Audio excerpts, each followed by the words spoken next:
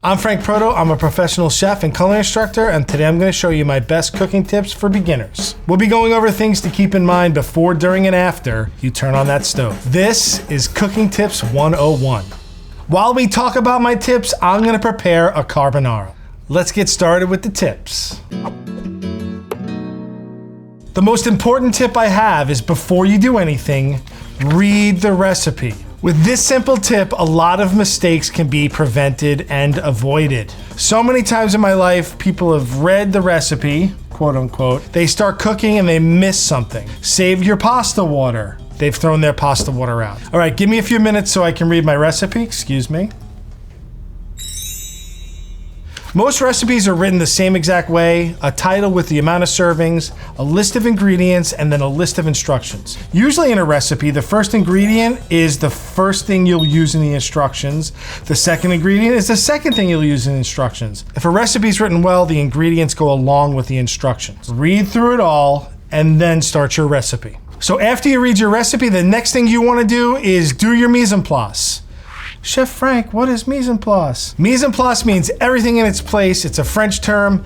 Gather your ingredients, get them together before you start cooking. That doesn't just mean your food, that means your equipment and everything you need to execute this recipe. So on the tray next to me, I have my mise en place. You can see that I have my equipment around me as well. Everything's within arm's reach, so I don't have to run around the kitchen like my hair's on fire. First thing I'm going to do is grate my cheese. I'm going to put all this on the side. And if there is an instruction that you need to grate your cheese, make sure that's part of your mise en place. I'm going to grate a fair amount of cheese for my carbonara. Carbonara is basically bacon, eggs, and cheese. So we grate a bunch. Right, there's my pecorino romano. I'm going to do my parmigiano. I like to use a box grater on its side like this. I'm not doing it granny style. I like to use my body weight because it's considerable. I always crack on a flat surface. Ooh, look at how beautiful that egg is. Eggs are cracked, I'm just gonna give them a quick whisk.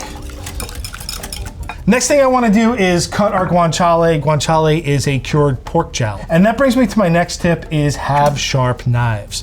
There's a common misconception that sharp knives are dangerous, when the fact is that dull knives are even more dangerous than sharp knives. You have to put more pressure on the knife and you have a bigger tendency to slip and cut yourself. If your knife isn't sharp, you can learn about sharpening your knives. We did a video on this channel. Try and find a knife that is comfortable in your hand. It should be super sharp so you don't really have to put a lot of pressure. You see if I do a little sawing here, it's a nice smooth cut. I am not having to struggle with this, just whispers through. If it isn't sharp, sometimes you'll do a lot of sawing. You can ruin your ingredients because you're crushing them or tearing them. So having a sharp knife saves you time, saves you ingredients, and saves your fingers from getting cut. Now that I have all my mise en place ready to go, we can cook. So my next tip is keep an open mind. We're using guanciale. It sounds weird, maybe it looks a little weird and it's strange to you, but at the end of the day, it's really just a type of bacon. Push yourself, stretch yourself, try new things. You'd be surprised on how many times they're actually really delicious. So I got a little oil in my pan, guanciale goes in. And what we're gonna do with this is we're gonna cook it lightly brown, but not crisp. One of the other tips I give people is be present, be in the moment, and use all of your senses. A lot of times you're gonna smell things that are burning before they actually burn, and you might be able to catch it and save it. A lot of times when you're listening, you can hear something is way too high because it's really too loud and it shouldn't be that loud. But listen to what's going on, taste what's going on, smell what's going on. So not only can I hear the guanciale sizzling away, I can see that it's browning. I'm gonna shut it off here and wait until we're ready to use it. Another tip for beginner cooks is comfort, right? We want to be comfortable when we're cooking. That's one thing we really don't talk about a lot is comfort. I like to stand straight up. I like for my shoulders to be loose. I try not to tighten up too much. If you've been hunching over the stove for hours and your feet hurt because your shoes are uncomfortable, or you're wearing that tight turtleneck in the kitchen, at the end of the day, we want cooking to be enjoyable and fun. And if you're not comfortable, it's just gonna make it a less enjoyable experience. One of the other tips I like to talk about is buy the best ingredients you can afford. Buy the best cheese you can afford, the best pork, the best pasta, the best eggs, and the end product is always gonna be better. Good ingredients equals good food. So for the carbonara, I have my eggs beaten. I'm gonna beat in some cheese. Good quality eggs always have really bright orange yolks, and these eggs are wonderful. And basically what I'm gonna do with this is make kind of a paste out of my cheese and eggs. I'm going to hit it with some salt and lots of black pepper.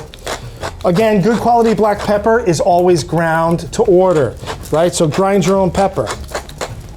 There is a point in almost every recipe where everything collides at once. It's the time when action is required.